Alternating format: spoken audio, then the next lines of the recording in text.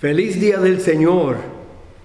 Hoy es domingo y hoy comenzamos una serie nueva sobre el Sermón del Monte.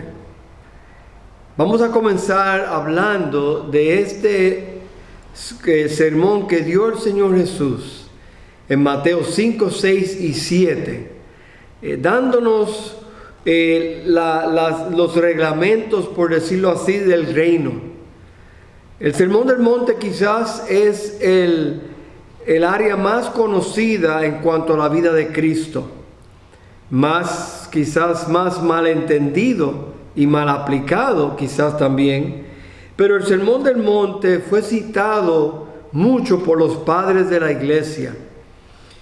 Y sabemos en la Biblia que se encuentra en Mateo y también en Lucas, menciona parte del Sermón del Monte. Alguien ha dicho lo siguiente: el Sermón del Monte es el más admirable sermón que jamás haya sido predicado por el predicador más admirable que haya existido.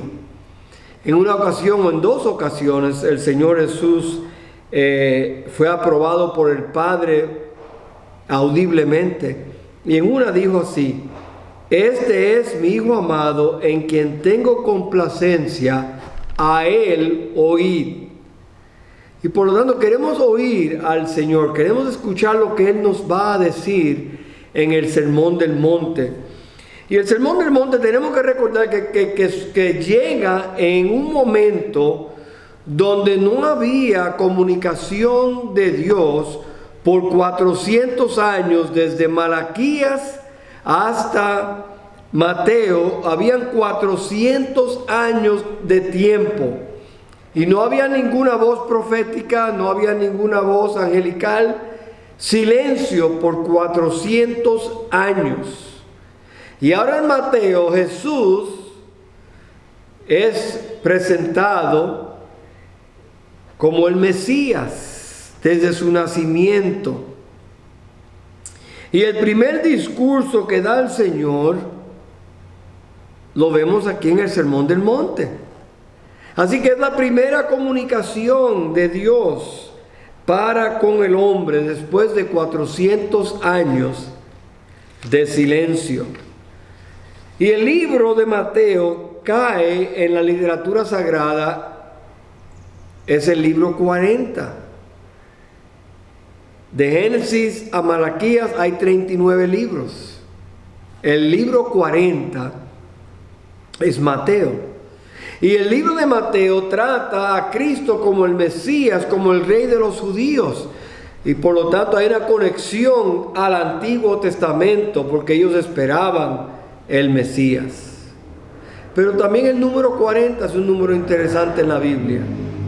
Sabemos que el pueblo de Israel estuvo en el desierto por 40 años. Sabemos que Jesús ayunó por 40 días. Y sabemos que Dios puso a la nación de Israel en prueba por 40 años. Así que tenemos nosotros esta idea de 40, el libro de Mateo siendo el libro número 40. Algo significativo del Sermón del Monte que queremos ver en esta mañana, si tienen su Biblia, en los primeros 2 versículos dice: viendo la multitud, subió al monte, y sentándose, vinieron a él sus discípulos, y abriendo su boca les enseñaba, diciendo, y comienza con las 9 bienaventuranzas: bienaventurados los pobres en espíritu, porque de ellos es el reino de los cielos. Y por ahí comienza el Señor hablando. Cuando fui a Israel unos años atrás, pudimos ir a la iglesia de las bienaventuranzas. Y dentro de esta iglesia que ellos crearon, hicieron allá en Israel, obviamente no estaba ahí en el tiempo de Jesús, se piensa que este fue el monte donde Jesús dio el Sermón del Monte. Y hay una capilla, hay una iglesia que uno puede ir y orar y tener un servicio. Y dentro de la capilla, en la parte de arriba, en la parte de atrás o del frente viene siendo, cuando uno entra, lo primero que ve una figura, una pintura de Jesús sentado y los discípulos hacían a su alrededor y él enseñándoles. Pero también en la parte de arriba, en la cúpula del edificio, hay 9 ventanas. Y cada ventana tiene una de las bienaventuranzas. Precioso el lugar. Y es un monte por fuera donde podemos ver mucha vegetación, piedras, árboles, monte. No sabemos exactamente dónde aquí el Señor dio el sermón del monte, pero pudo ser en varios lugares de allí. Es significativo porque los eventos importantes en la vida de Cristo muchas veces fueron en un monte. Dice la Biblia en Mateo 17, 1. 6 días después Jesús tomó a Pedro, a Jacobo y a Juan su hermano y se los llevó aparte a un monte alto. La transfiguración fue en un monte. Mateo 24, 3. Y estando él sentado en el monte de los olivos, los discípulos se le acercaron aparte diciendo: dinos, ¿cuándo serán estas cosas? ¿Y qué señal habrá de su venida y del fin del siglo? Y el Señor da el discurso más completo y más importante profético de su ministerio. Cuando él comisionó a los discípulos, dice: en aquellos días él fue al monte a orar y pasó la noche orando a Dios. Eso fue justo antes de escoger a sus discípulos. Y cuando los comisionó, el Cristo resucitado, dice: pero a los 11 discípulos se fueron a Galilea, al monte donde Jesús les había ordenado. Y cuando le vieron, le adoraron, pero algunos dudaban. Esto fue inmediatamente después de la resurrección. Y Jesús se le acercó y les habló diciendo: toda potestad me es dada en el cielo y en la tierra. Y ahí les da la gran comisión a los discípulos. Entonces vemos que un monte tenía significado, y aquí, y quizás también puede ser porque en un monte cuando la persona habla, la voz se proyecta más, puede ser esa una razón, pero era más simbólico de una autoridad real que el Señor Jesús tenía. Así que fue un monte, el monte donde se dieron las bienaventuranzas. Alguien ha dicho, es el Sinaí del Nuevo Testamento. Y entonces dice la Biblia otra vez: y sentándose. La idea de sentarse es una idea que todavía hoy se usa para tomar decisiones. Los rabinos muchas veces enseñaban caminando, pero cuando era algo autoritativo, se sentaban. Cuando era algo sumamente importante, se sentaban. La palabra cátedra viene de la palabra silla en el latín. Y cuando decimos que una persona es una cátedra de biología, una cátedra de periodismo, una cátedra de bioquímica, es una persona que está a cargo de un departamento, quizás jefe de un departamento, y se usa esta palabra de silla. Cuando un juez está juzgando un caso, está sentado en una silla. Cuando un rey va a dar órdenes, está sentado en un trono. Dios está sentado en un trono. Cuando la Iglesia Católica, el Papa de la Iglesia Católica va a hacer una declaración oficial, se llama ex cátedra, que viene siendo un pronunciamiento oficial de él, hablando, que significa, ex cátedra significa desde su silla. Entonces la idea es estar sentado, indica autoridad también. Y cuando él dice: y abriendo su boca, dice el versículo 2, y abriendo su boca les enseñaba. Y aquí también la idea fue para dar fuerza. Es un significado solemne e importante, autoritativo, que él va a hablar. Y obviamente al final del Sermón del Monte, él recalca, porque las personas, cuando lo escuchan al final, ellos dicen lo siguiente: y cuando terminó estas palabras, la gente se admiraba de su doctrina, porque les enseñaba como quien tiene autoridad y no como los escribas. Ahí tenemos la idea también del Señor Jesús. La palabra bienaventuranza es una palabra usada en la Biblia a través del Antiguo y del Nuevo. Se usaba mucho en la Biblia. En los Salmos la vemos 26 veces, en los Proverbios unas 8 veces. El término se usa en el Nuevo Testamento unas 50 veces. Bienaventurado, bienaventurada. Se refiere a alguien que tiene mucho de lo que estar contento. Un hombre afortunado. Un individuo enriquecido, próspero y floreciente. Esa es la idea de esta palabra. Se usaba de los dioses, que eran bienaventurados. La Biblia lo dice. Déjeme darle algunos versículos del Nuevo Testamento. Dice: la cual, 1 de Timoteo 6:15, la cual a su tiempo mostrará el bienaventurado y solo soberano, Rey de reyes y Señor de señores. Noten, el bienaventurado y solo soberano. Hechos 20:35. Y recordar las palabras del Señor Jesús, que dijo: más bienaventurado es dar que recibir. Santiago 1:12. Bienaventurado el varón que soporta la tentación. Bienaventurado, ahí está otra vez.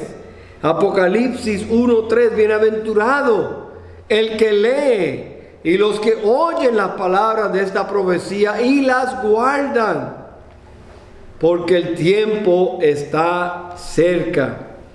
Se habla también de Dios, que es bienaventurado. 1 Timoteo 1:11, según el glorioso evangelio del Dios bendito, quien a mí me ha sido encomendado. Y 1 Timoteo 6:15, la cual en su tiempo mostrará el bienaventurado y solo soberano, Rey de reyes y Señor de señores, como ya habíamos leído. Entonces, hermanos, vemos que Él es bienaventurado. Uno de los salmos más conocidos en el Antiguo Testamento, obviamente los salmos, es el Salmo 1. Muchos lo conocen. Dice así la Biblia en el Salmo, y vamos a leer el Salmo completo, son solamente 6 versos. Dice: bienaventurado el varón que no anduvo en consejo de malos, ni estuvo en camino de pecadores, ni en silla de escarnecedores se ha sentado, sino que en la ley de Jehová está su delicia, y en su ley medita de día y de noche. Será como árbol plantado junto a corrientes de agua, que da su fruto a su tiempo, su hoja no cae, y todo lo que hace prosperará. Noten esta imagen de una persona bienaventurada, lo que no hace y lo que hace. Pero después da contraste aquí. Dice: no así los malos. Los malos no son bienaventurados, que son como el tamo que arrebata el viento. Por tanto, no se levantarán los malos en el juicio, ni los pecadores en la congregación de los justos. Porque Jehová conoce el camino de los justos, mas la senda de los malos perecerá. Es el Salmo 1. Cuando hablamos de las bienaventuranzas, la Biblia enseña en el Antiguo Testamento, en Deuteronomio 28 específicamente, cuando Moisés está dándole las últimas palabras al pueblo de Israel, que él está diciendo a ellos: si ustedes hacen estas cosas, van a ser bienaventurados. Si no las hacen, van a ser malditos. Y yo quiero leer esta mañana esa sección, no toda porque el capítulo es muy largo, pero el capítulo 28 de Deuteronomio, vamos a leer los primeros versículos. Dice: acontecerá que si oyeres atentamente la voz de Jehová tu Dios, para guardar y poner por obra todos sus mandamientos que yo te prescribo hoy, también Jehová tu Dios te exaltará sobre todas las naciones de la tierra, y vendrán sobre ti todas estas bendiciones y te alcanzarán si oyeres la voz de Jehová tu Dios. Después dice: bendito serás tú en la ciudad y bendito en el campo. Bendito el fruto de tu vientre y el fruto de tu tierra y el fruto de las bestias y la cría de tus vacas y los rebaños de tus ovejas. Benditas serán tus canastas y tu arteza de amasar. Bendito serás en tu entrar y bendito en tu salir. Eso es si haces lo que Dios ha dicho. Dice el versículo 4: bendito el fruto de tu vientre y el fruto de tu tierra y el fruto de tus bestias, la cría de tus vacas y los rebaños de tus ovejas. Benditas serán tu canasta, bendito serás en tu entrar y bendito en tu salir. El versículo 9 dice que te confirmará Jehová por pueblo santo suyo cuando guardares los mandamientos de Jehová tu Dios y anduvieres en sus caminos. Noten aquí, la obediencia trae esta bendición y esta bienaventuranza. Ahora, noten el contraste en el versículo 15. Pero acontecerá si no oyeres la voz de Jehová tu Dios para procurar cumplir todos sus mandamientos y sus estatutos que yo te intimo hoy, que vendrá sobre ti todas las maldiciones y te alcanzarán. Maldito serás en la ciudad, maldito en el campo. Maldita tu canasta y tu arteza de amasar. Maldito el fruto de tu vientre y el fruto de tu tierra, la cría de tus vacas y los rebaños de tus ovejas. Maldito serás en tu entrar y maldito serás en tu salir. Noten el énfasis: el que obedece a Dios, el que sigue la palabra de Dios, el que camina, como dice, el que anda en sus caminos, Dios va a bendecir y esa persona va a ser bienaventurado. Es interesante porque estas bienaventuranzas en el día de hoy serían vistas como alguien débil o alguien flojo, manso, pacificador. Bienaventurados los que lloran, los pobres en espíritu, los puros de corazón. Eso hoy sería contra la cultura de hoy, pero es lo que Dios nos llama a hacer. El Sermón del Monte es para cristianos. Es para aquellos de nosotros que hemos recibido el regalo de Dios y somos parte del reino de Dios. Y podemos nosotros obedecer estos mandamientos porque Dios lo ha pedido de nosotros. Noten el capítulo 4, versículo 17, dice: desde entonces comenzó Jesús a predicar y a decir: arrepentíos porque el reino de los cielos se ha acercado. Y luego en el versículo 23 él dice: y recorrió Jesús toda Galilea, enseñando en las sinagogas de ellos y predicando el evangelio del reino, sanando toda enfermedad y toda dolencia en el pueblo. El Sermón del Monte es dirigido a los discípulos, pero también es para nosotros, como hemos leído en el pasaje. No es el camino al cielo. Practicando las bienaventuranzas no te va a traer salvación, porque la salvación es por fe, no por obras. No es un ideal imposible de alcanzar. Podemos alcanzar, podemos obedecer y caminar cumpliendo el sermón del monte. Es el camino a la vida feliz y a vivir una vida bienaventurada. A través de Cristo el cristiano puede tomar parte de la vida de Dios aquí en la tierra. La verdadera felicidad no depende de circunstancias y llena el alma aún en medio de las situaciones más depresionantes.